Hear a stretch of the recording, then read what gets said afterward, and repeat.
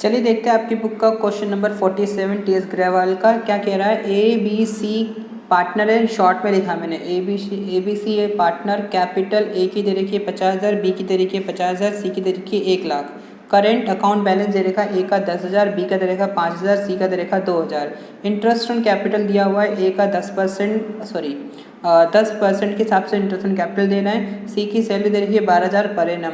Profit divided as the first 20,000 in proportion of their capital. तो पहले 20,000 जितना भी प्रॉफिट होगा उसमें से पहले 20,000 हमें कैपिटल रेशियो में बांटना है। और कैपिटल रेशियो क्या बनेगी 5, 5, 10।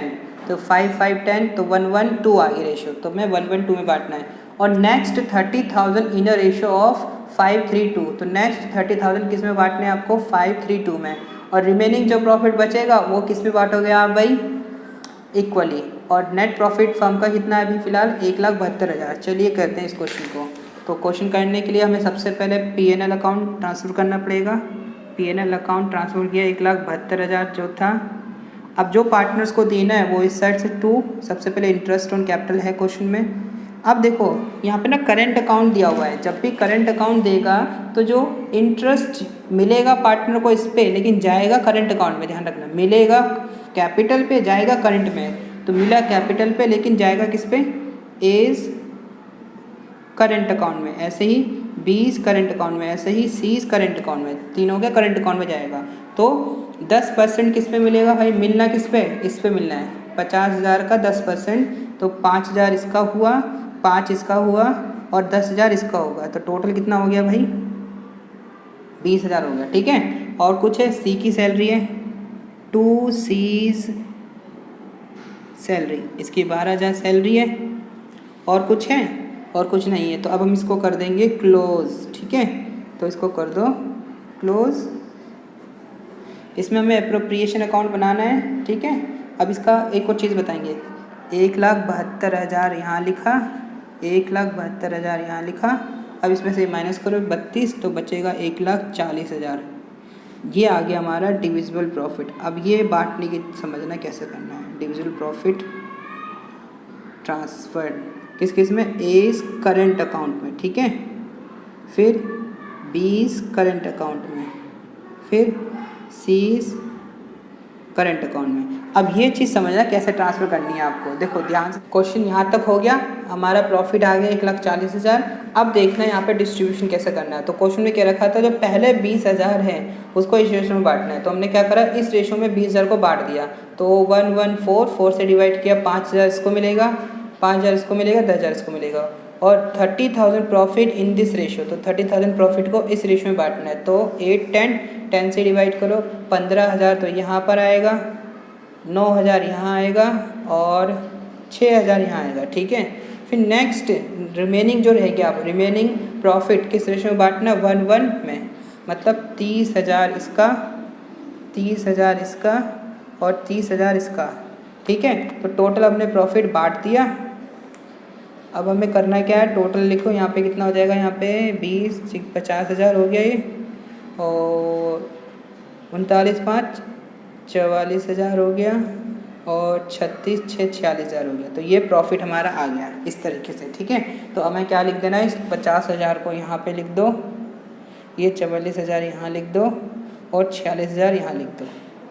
ठीक है। हमने ये प्रॉफिट को यहाँ पर डिस्ट्रीब्यूट कर दिया। ठीक। अब इसमें समझने वाली बात है कि अगर हमें कैपिटल और करंट अकाउंट बनाने को कहता है तो कैसे बनाते हैं। देखो अगर कैपिटल और करंट अकाउंट बनाने को कहता है तो किस तरीके से करते हैं।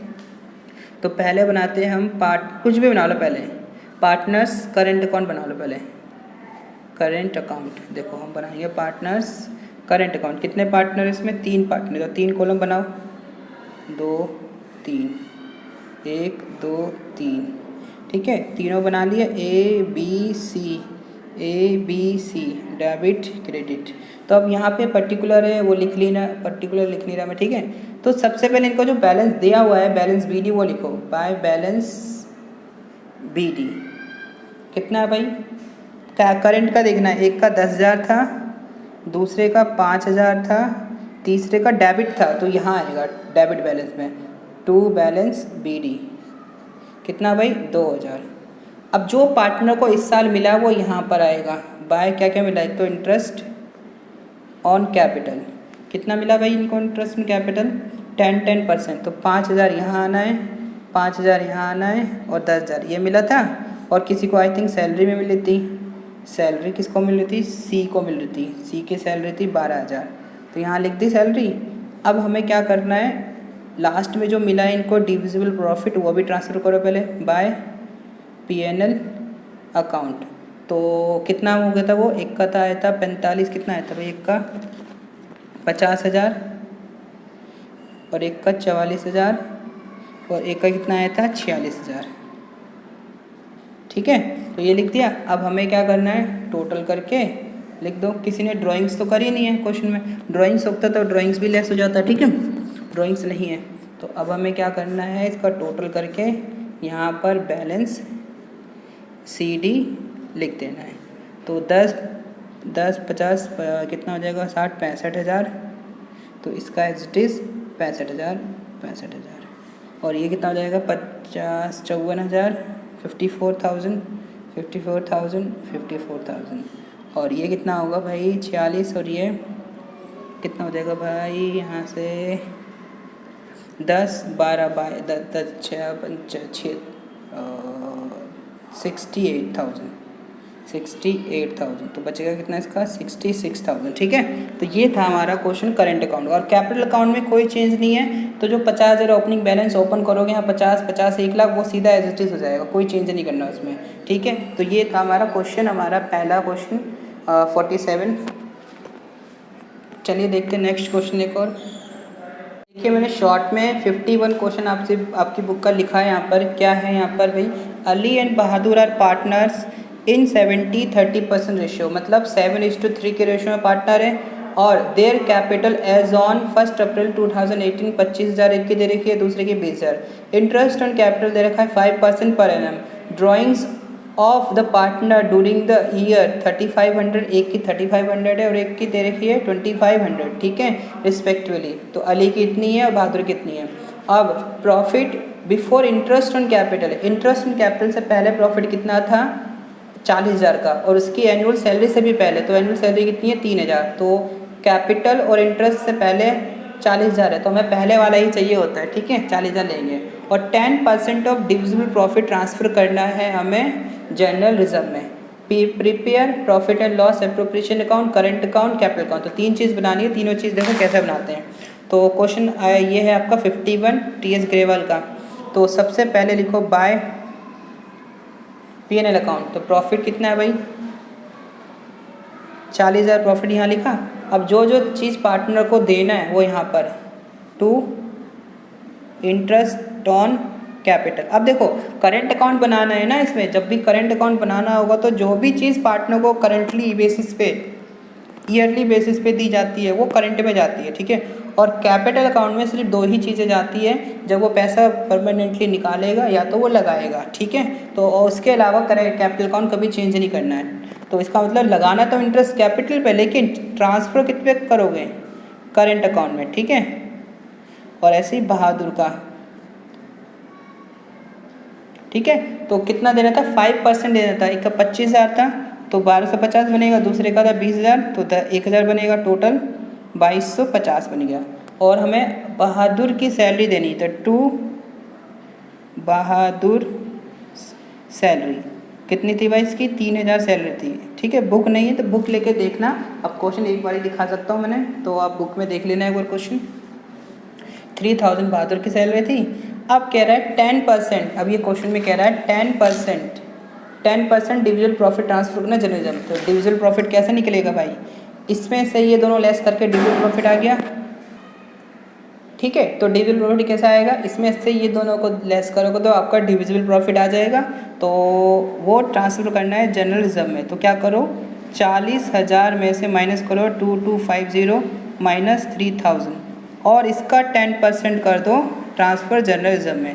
तो इसको सॉल्व करके लिखोगे तो आपका आएगा 3475। ठीक है, अभी मैंने पहले ही कैलकुलेट कर लिया ताकि आपका टाइम वेस्ट ना हो। ये माइनस करके इसका 10% निकालोगे 3475 आ जाएगा। राइट, अब आपको क्या करना है, जो बचेगा बाय डिविजिबल प्रॉफिट ट्रांसफ़र कर दो।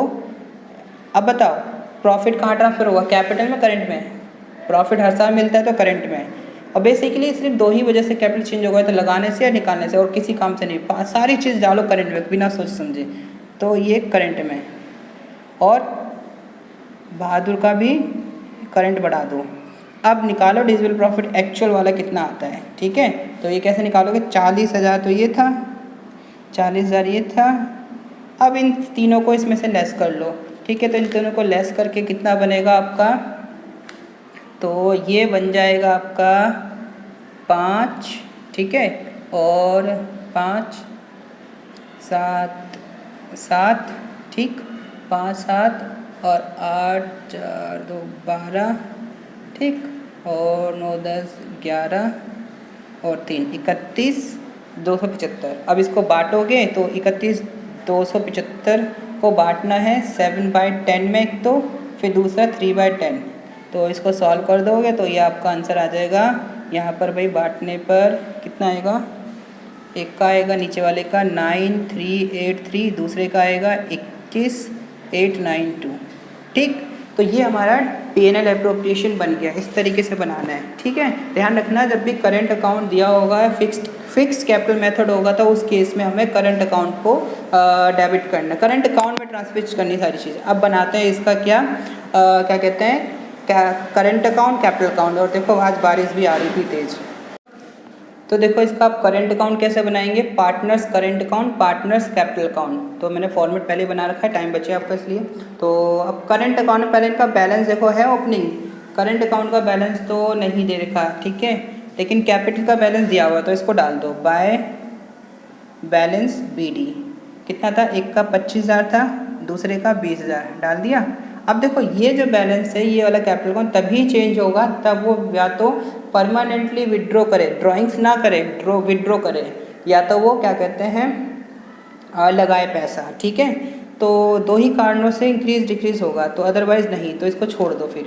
और हमारे को नहीं दिया हुआ तो इसको एज इट इज़ बनाकर छोड़ दो, 25,000 20,000 25,000 20,000, तो बैलेंस भी इसका 20,000 बचेगा, इसका 25,000 बचेगा। यहाँ पे लिखोगे टू बैलेंस CD, खत्म होगा, ये कुछ नहीं करना इसमें। अब आ जाओ करंट पे, तो इसका बैलेंस तो क्वेश्चन में दिया नहीं है। अब जो पार्टनर को मिल रहा है वो यहाँ पर लिखो पहले, बाय क्या मिल रहा था, इंटरेस्ट ऑन कैपिटल।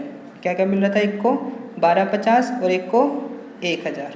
सैलरी मिले थे आई थिंक किसी को, तो बाय किसको मिले थे, बहादुर को सैलरी मिली थी, तो सैलरी बहादुर को सैलरी मिल रही है कितनी भाई, 3,000 की, ठीक है। और दोनों पैसा निकाल भी देते हैं, 3,000 4,000 पैसा निकाला भी है, तो 2।